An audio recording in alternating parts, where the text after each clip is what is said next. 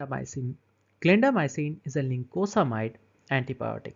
अब ये करेगी क्या? It is going to inhibit the protein synthesis in bacteria. इसके अलावा क्लिनिकल यूजेस में हम इसको यूज़ कर सकते हैं लंग एब्सेस की ट्रीटमेंट में, bone, joint, skin, soft tissues infection, इन सब केसेस में क्लिंडामाइसिन दे सकते हैं।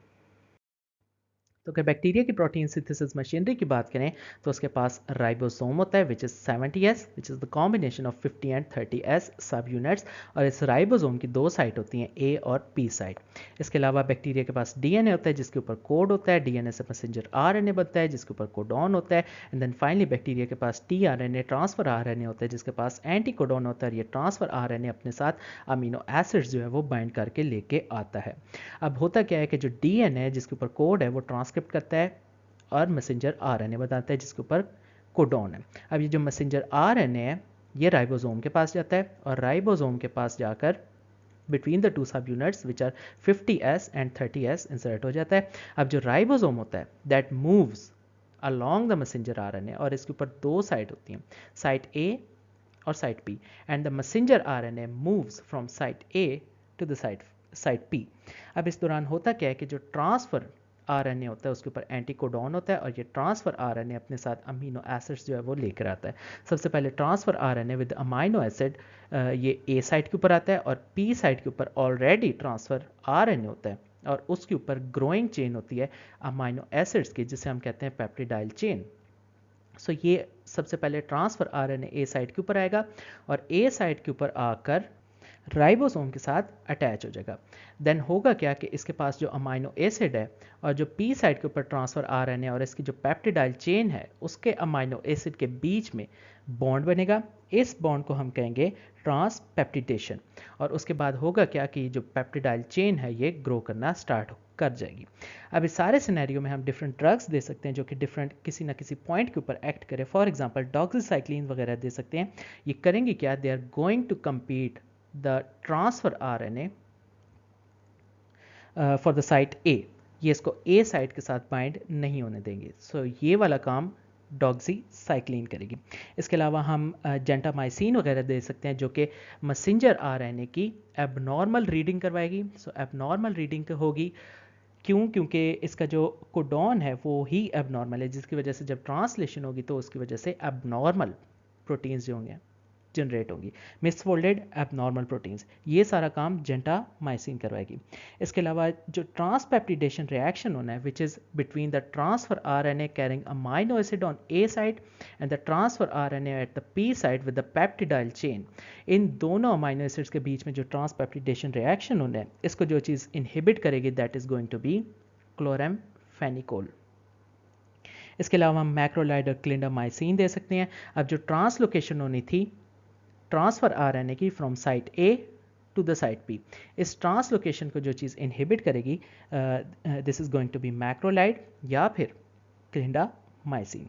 इसके अलावा हम स्ट्रेप्टोग्रामिस दे सकते हैं which is combination of dalfopristin and quinupristin. अब डाल्फोप्रेस्टिन क्या करेगी? It inhibits the binding of transfer RNA with amino acid. ऐसा ट्रांसफर आरएनए जिसके पास अमाइनो एसिड है इसको हम कहेंगे this is a amino acyl transfer RNA. So इस अमाइनो असाइल ट्रांसफर आरएनए को राइबोसोम के साथ बाइंड नहीं होने देगी। This is dalfopristin. और क्विनिप्रेस्टिन क्या करेगी? जो पेप्टिडाइल चेन के साथ ट्रांसफर आरएनए राइबोसोम के ऊपर ऑलरेडी है इसको पकड़ कर ये डिसोसिएट कर देगी। सो जो डिसोसिएट करेगी दिस इज क्विनिप्रेस्टिन और जो अमाइनो असाइल आरएनए को राइबोसोम के साथ बाइंड नहीं होने देगी that is डाल्फोप्रेस्टिन।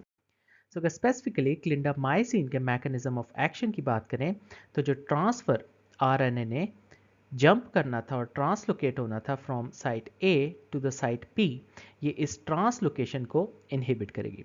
So clindamycin is going to inhibit the translocation of transfer RNA from site A to site P, जिसकी वजह से आप कह सकते हैं कि जो बैक्टीरियल प्रोटीन सिंथेसिस है वो इनहिबिट हो जाएगी। अगर फार्माकोकाइनेटिक्स की बात करें तो क्लिंडामाइसिन ओरली भी दे सकते हैं, डीप आईएम के थ्रू भी दे सकते हैं और आईवी इन्फ्यूजन के थ्रू भी दे सकते हैं। हाफ लाइफ इसकी 2.5 आवर्स है। It is distributed widely entering the abscess, ये एब्सेस के अंदर एंटर हो सकती है। सो लंग एब्सेस की ट्रीटमेंट में क्लिंडामाइसिन दे सकते हैं। It does not penetrate brain or cerebrospinal fluid. It is concentrated in the bone. ये बोन के अंदर भी accumulate हो सकती है, इसीलिए हम इसको bone, joint, skin, soft tissues infection में देते हैं। इसके अलावा इसका जो मेटाबॉलिज्म है वो लिवर में होगा और इसकी वजह से एक्टिव मेटाबोलाइट्स बनेंगे। It is excreted in the urine. Clinical use में स्ट्रेप्टोकोकाई के गैस दे सकते हैं, पेनिसिलिन रेजिस्टेंट स्ट्रेप्टोकोकाई के गैस दे सकते हैं, एनारोब्स के गैस दे सकते हैं एक्सेप्ट क्लॉस्ट्रीडियम। इसके अलावा लंग एब्सेस में दे सकते हैं, bone, joint, skin, soft tissues infection में भी क्लिंडामाइसिन दे सकते हैं। टॉक्सिसिटी साइड इफेक्ट्स में GI disturbances, skin rashes, jaundice और सूडोमेम्ब्रेनस कोलाइटिस। तो अगर फाइनली सारी एंटीबायोटिक्स को समराइज करें जो कि प्रोटीन सिंथेसिस को इनहिबिट करेंगी, तो उसके अंदर 3 ग्रुप्स बन सकते हैं। पहला group broad spectrum, second group moderate spectrum और थर्ड ग्रुप में नैरो स्पेक्ट्रम एंटीबायोटिक्स जो कि प्रोटीन सिंथेसिस को इनहिबिट करेगी। ब्रॉड स्पेक्ट्रम में देखें तो अमीनोग्लाइकोसाइड्स आ सकते हैं, टेट्रासाइक्लिन्स और क्लोरामफेनिकोज। मॉडरेट में देखें तो मैक्रोलाइड और कीटोलाइड आ सकते हैं और नैरो स्पेक्ट्रम में देखें तो लिंकोसामाइड्स, स्टेप्टोग्रामिन्स और उसके अलावा ऑक्सोजैलिडियोन्स।